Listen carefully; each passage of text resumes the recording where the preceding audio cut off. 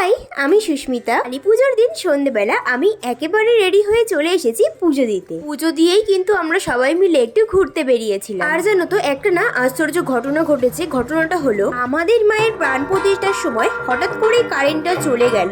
পুরো পরিবেশ নিস্তব্ধ, চারপাশ অন্ধকার। ঠিক প্রাণ প্রতিষ্ঠা শেষ হতেই কারেন্টটা আবার চলে এলো। সবাই অবাক, কিন্তু আমরা সকলেই জানি সবই তো মায়ের ইচ্ছা। মা যেমন চান তেমন ভাবেই পুজোটা কিন্তু নেন। পুজো আমাদের কিন্তু ভোর 4টের সময় শেষ হয়েছে। আমাদের শুধু কাণ্ডটা তোমরা দেখো। পুজো শেষ হওয়ার পর আমরা সবাই আবার বেরিয়ে পড়েছি। এর কাণ্ডটা শুধু দেখো, কেউ দেখে বলবে যে আমরা সারা রাত জেগে আছি, কারোর চোখে ঘুম নেই। এইসব করতে করতে ভোর থেকে সকাল হয়ে গেল। কিন্তু বিশ্বাস করো এইবার আর পারছি না, পার যেন চলছেই না। আমাদের রাস্তা যেন আর শেষই হচ্ছে না। না, একটা কাণ্ড তোমাদেরকে দেখাচ্ছি।